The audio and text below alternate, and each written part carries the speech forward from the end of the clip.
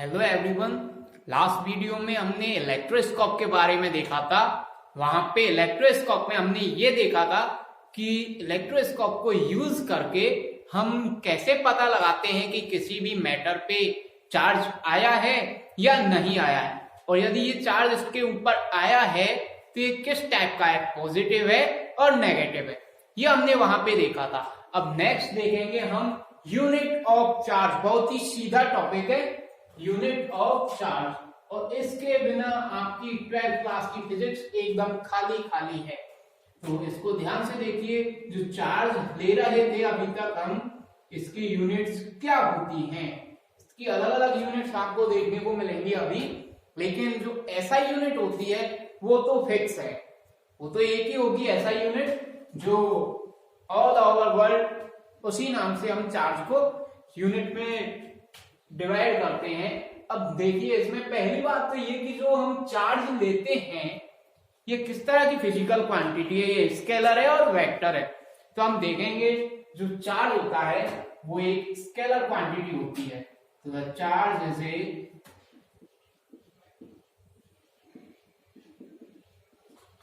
Scalar quantity.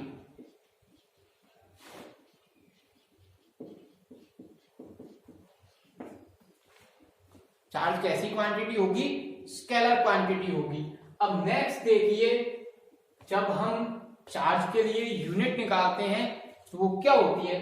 तो first देखते हैं हम SI unit of charge. SI unit of charge. तो एसआई यूनिट चार्ज की क्या होती है, देखिए ये होगी कूलम, और इसको डिनोट करते हैं हम किससे? कैपिटल सी से। तो जो ऐसा यूनिट होती है चार्ज की उसे हम किससे डिनोट करेंगे? सी से। और क्या बोलते हैं इसको? कूलम से। इसको हम डिफाइन करते हैं। नेक्स्ट आपके लिए इसकी जो अदर यूनिट्स होती हैं वो भी लर्न करनी है, क्यों कभी कभी क्या है, जो कूलम है ये बहुत ही बड़ी फिजिकल क्वांटिटी है। इसकी जो क्वांटिटी है ये 1 कूलम, ये बहुत ही ज्यादा है। तो हम इसको क्या करते हैं, और स्मॉल करने के लिए अदर क्वांटिटीज को यूज करते हैं, अदर यूनिट्स को यूज करते हैं। तो वो क्या होती हैं? सम अनदर यूनिट ऑफ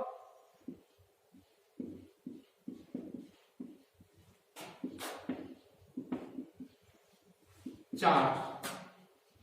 और इसके लिए आपने 11th क्लास में जब मेजरमेंट पढ़ रहे थे तो वहां पे प्रीफिक्स पढ़े होंगे। वो प्रीफिक्स क्या होते हैं आपको याद हो तो आपने ऐसे पढ़ा होगा, माइक्रो, नैनो, पिको, और इनके पीछे लगा देता हूं मैं कूलम। तो 1 माइक्रो कूलम की वैल्यू क्या होती है? 1 माइक्रो कूलम की वैल्यू होती है 10⁻⁻6 कूलम। 1 नैनो कूलम की वैल्यू क्या होती है? ये होती है 10⁻⁹ कूलम। और 1 पिको कूलम की वैल्यू होती है 10⁻12 कूलम। ये इनकी कुछ एक स्मॉल यूनिट्स हैं चार्ज की, वो आपकी यहाँ पे पूरी होती हैं। अब हमने वहां 11th क्लास में 3 सिस्टम पढ़े थे मेजरमेंट के लिए। एक तो पढ़ा था ऐसा इंटरनेशनल सिस्टम, एक पढ़ा था हमने सीजीएस सिस्टम, एक पढ़ा था एफपीएस। तो सीजीएस के अंदर जो हमारे पास में सीजीएस सिस्टम होता है मेजरमेंट का, सीजीएस सिस्टम में चार्ज के लिए एक अलग से यूनिट को डिफाइन किया गया है, और वो होती है फ्रैंकलिन या फिर स्टेट कूलम। तो वो देखिए आप सीजीएस में, तो in CGS system the unit of charge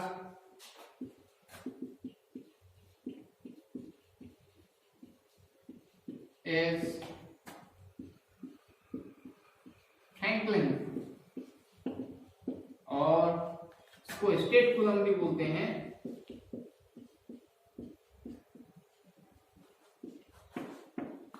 actual में स्टेट कूलम की जो फुल फॉर्म होती है वो होती है ESU, इलेक्ट्रोस्टैटिक यूनिट। तो इस इलेक्ट्रोस्टैटिक यूनिट में हम जब चार्ज को डिफाइन करते हैं तो चार्ज की वैल्यू क्या आती है? तो 1 कूलम किसके इक्वल होता है इलेक्ट्रोस्टैटिक यूनिट में? 3 × 10⁻⁻⁻ प्लस 9 ESU के इक्वल होता है हमारा 1 कूलम चार्ज। तो 1 कूलम चार्ज इलेक्ट्रोस्टैटिक यूनिट में 3 × 10⁻⁹ ESU के इक्वल होता है। एक और नेक्स्ट यूनिट और होती है हमारे पास में फेराडे। एक अनदर यूनिट पढ़ेंगे हम फेराड। तो फेराड और फेराडे दोनों में थोड़ा सा डिफरेंस है। जो फेराड पढ़ेंगे हम वो पढ़ेंगे चैप्टर नंबर 4 में। वहां पे हम ये देखेंगे कि एक अलग से फिजिकल क्वांटिटी होती है कैपेसिटेंस। तो कैपेसिटेंस की जो यूनिट होती है वो होती है फेराड, लेकिन यहाँ पे चार्ज की यूनिट होती है फेराडे। और 1 Faraday is equal to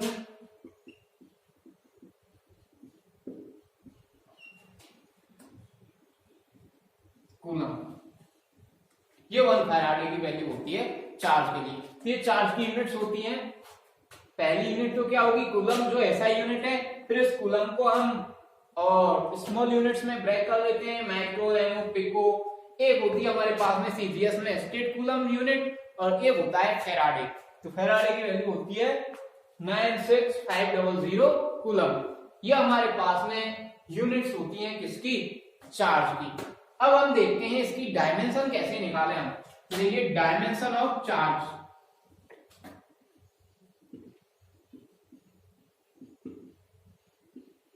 dimension of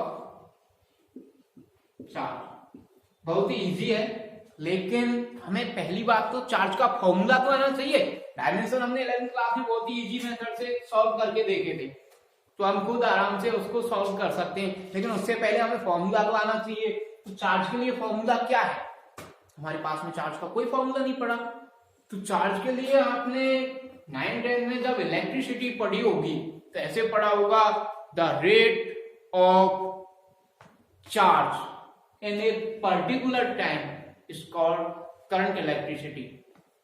तो टाइम के रेस्पेक्ट में जो चार्ज की टोटल क्वांटिटी होती है उसे बोलते हैं हम करंट इलेक्ट्रिसिटी। तो वहां पे हमने ये पढ़ा था कि जो करंट इलेक्ट्रिसिटी है आई, वो क्या होगा, वो होगा चार्ज Q अपॉन टाइम। ये हमने वहां पे पढ़ा था। तो यहां पर हम चार्ज Q के लिए फॉर्मूला डिराइव कर सकते हैं। We know that I is equal to Q upon T। तो यहां से हम निकालें Q की value, that implies Q is equal to I into T। अब आप यहां से चार्ज के लिए डायमेंशन इजीली कैलकुलेट कर सकते हो। तो देखिए I क्या है, I electric current. Electric current के लिए हमने 11th क्लास में देखा था, जब हम 7 फंडामेंटल फिजिकल क्वांटिटी पढ़ते थे, तो उसमें आती है इलेक्ट्रिक करंट। और इसके लिए वहां पे एक यूनिट को डिफाइन किया गया है, वो है एम्पियर। तो इलेक्ट्रिक करंट के लिए हम कौन सी यूनिट काम में लेते हैं, एम्पियर। और पावर कितनी आएगी इसकी, 1। फिर टाइम के लिए हम यूनिट लेते थे सेकंड, और डिनोट करते थे इसको किससे, टी से। जब हम डायमेंशन लिखते थे तो टाइम को कैपिटल टी से डिनोट करते थे। और इसकी पावर भी क्या आएगी, 1। तो जो चार्ज है इसकी डायमेंशन क्या हो जाएगी, एम एल टी, और ए की टर्म्स में m0 l0 t1 a1। ये चार्ज की डायमेंशन हो गई, बहुत इजी है। तो ये है हमारे पास में unit of charge and dimension of charge. यहाँ पे आकर के आपके चार्ज का इंट्रोडक्शन खत्म हो जाता है। अब हम चार्ज से पूरी तरह से इंट्रोड्यूस हो चुके हैं। चार्ज क्या है, कैसे प्रोड्यूस होगा, कैसे चार्ज का हम पता लगाएंगे, और चार्ज के लिए जो हम यूनिट्स काम में लेते हैं वो क्या होती हैं। अब चार्ज की कुछ एक प्रॉपर्टीज होती हैं वो हम देखेंगे।